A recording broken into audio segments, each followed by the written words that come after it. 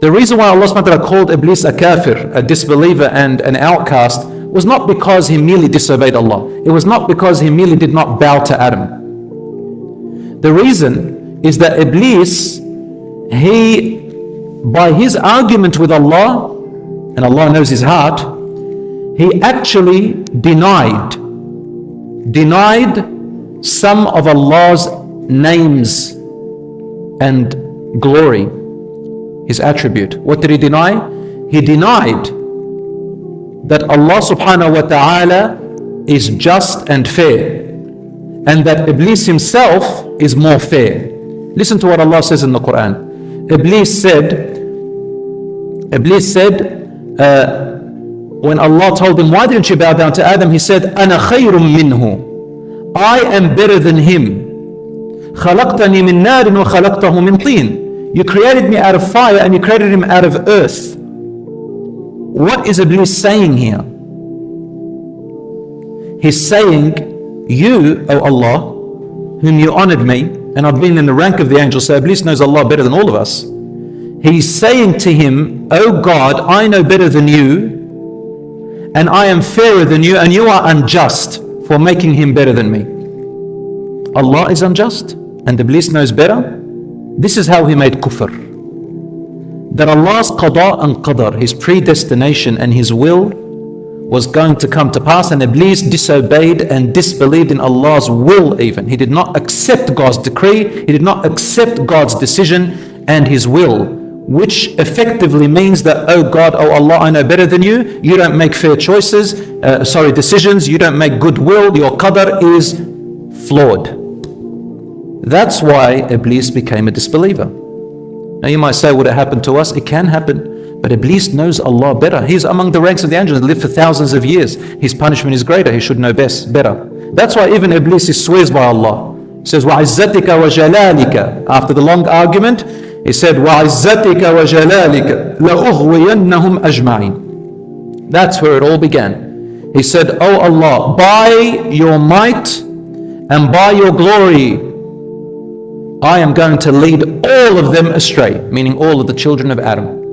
Revenge. إِلَّا عِبَادَكَ مِنْهُمُ الْمُخْلَصِينَ. Except your servants among them who are sincere and devout in their heart.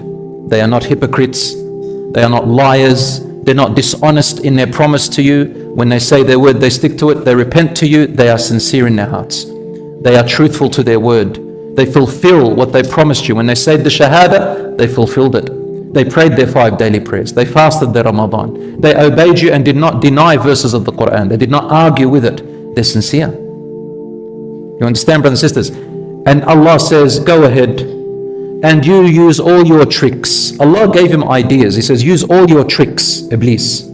وأجلب عليهم بخيلك ورجلك وشاركهم في الأموال والأولاد وعدهم وما يعدهم الشيطان إلا غرورا. Allah said to him, go ahead and do all your tricks that you're thinking of. See, Allah knows exactly what Iblis is thinking. What is he thinking? He told him, go and try your best with my servants. And join with them in your tricks by deluding or associating yourself with their families, in their wealth, with their children, and give them false promises, if you like. You can give all your promises. And Allah then says to us, the shaitan never promises you in truth. He's always a deceiver. Now you might think, oh my God, he's unleashed against us. But Allah tells you, no, I gave you the Quran, I gave you the messengers, I gave you the prophets. I'm warning you, I'm telling you, he is your enemy. Now when you have a vice like that, an enemy like that, then it is easier to tell what is right from wrong, what is good from bad, what is righteous from unrighteous. A lot of people, they say to me, well, just do good. All right, well, how do you know what is good? The only way you know that is good, number one, it's instinctive, there's human nature. And secondly, we don't know all the good. You need to compare it to something else. There has to be a standard. Just like in science, when you want to experiment, you want to find, the reaction of something. You need something called a control. You put something in a little tube. So it's my science coming in now. You put something in a tube, let's say water, and you want to make a reaction, and then you're going to compare it to water and see what changes happen. If you don't have a control, you're not going to be able to know what changes happen. So Allah created Iblis, and Iblis and the shaitan represent evil and wrong. and He told us this is wrong, this is right. And He created people who do evil, and we know the evil from the right. People who do wrong, people who upset you, people who oppress you, people who wrong you.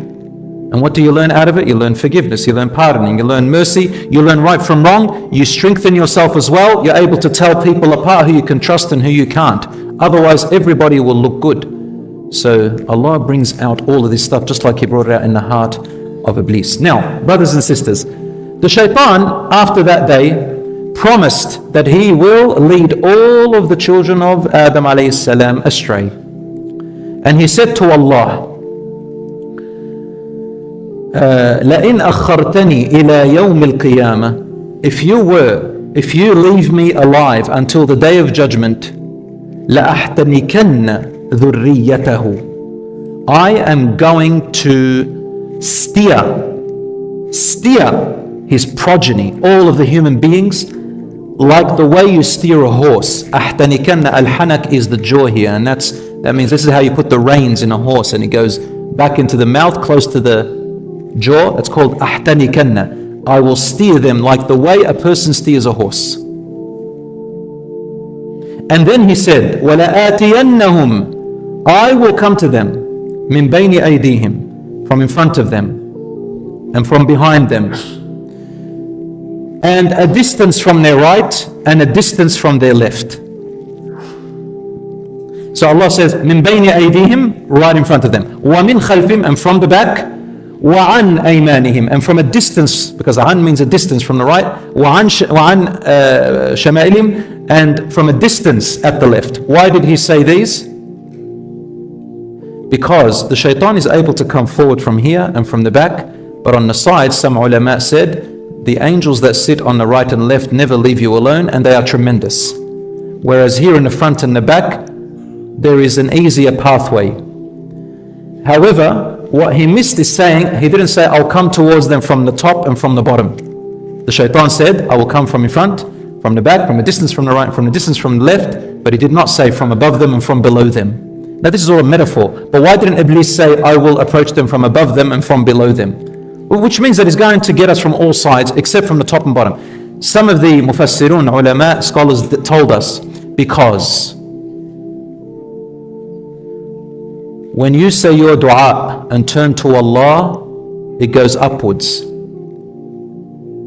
And aboveness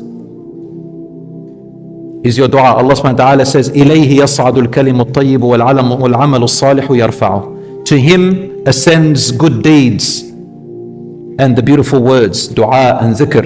And Allah does not let anyone, any shaitan, get in between Him, between Allah and your dua and your dhikr. From below them, when you go to sujood. When you're in sujood, that's at the bottom. And Allah does not let anyone get in between Him and your sujood when you're on the ground. The shaitan cannot approach you in these two ways. So, what is the key? Whenever the shaitan comes and gives you whispers and tries to attack you and tries to delude you, then remember, call upon the Lord who created the shaitan to save you and connect with Him. The shaitan cannot get between him. And go into sujood in your salat. That will strengthen you and weaken the shaitan.